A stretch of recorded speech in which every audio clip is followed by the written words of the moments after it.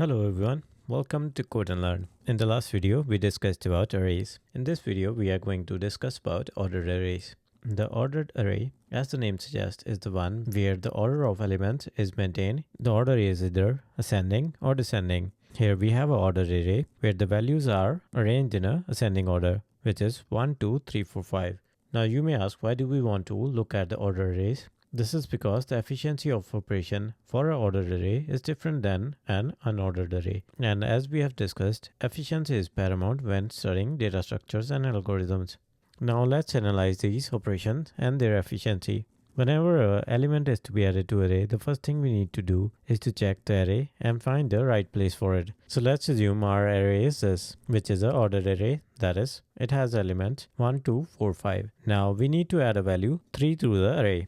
To perform this operation, first we need to find the right place in the order array, because if we add 3 to the end of the array, the order of the array will be broken. So first we perform a search, that is, look for the right place. We check the first element, which is 1. This is less than 3, so we need to move on. Then we check for second value, which is 2, again less than 3. Then we look at 4, which is greater than 3. So by looking at 4, we can say it should go before 4, that is at this place.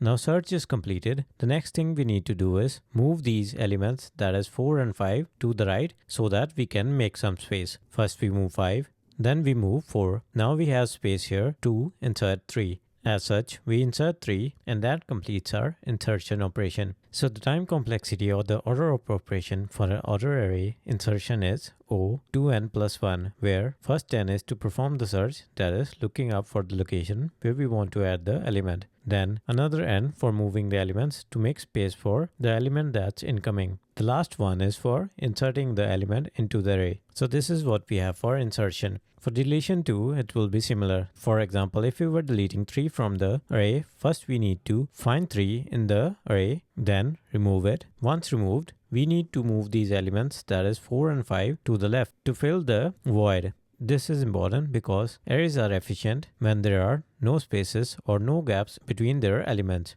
So we can say both insertion and deletion are both O of 2n plus 1. Reading and updating would be similar to an unordered array, that is constant time. Now the question arises, why? Why do we use order array? This is because searching in an order array is much more efficient than an unordered array. Searching an unordered array requires you to go through the complete array if the elements does not exist in an array. Here we have an unordered array. What happens if we are looking for a value 3 which doesn't exist in an array? We would have to go through all the elements in the array to make sure that the value doesn't exist. Now when we have an ordered array, we could return early saying that the value is not found if we get to 4 which is greater than 3. That means the value does not exist in the array. But please keep in mind that although searching for an element in an ordered array is efficient, when the element does not exist in the array, the efficiency is same when the element we are searching for is the last element in the array. That is for both arrays which are ordered or unordered, as we have to search through the whole array. Now that we have studied ordered arrays, in the next lesson we will cover binary search, which is a searching algorithm that works with ordered array and has a highly efficient searching performance. That's it for this video. If you have any questions, please post a comment under the video or reach out to our Discord server. Until next time, happy coding!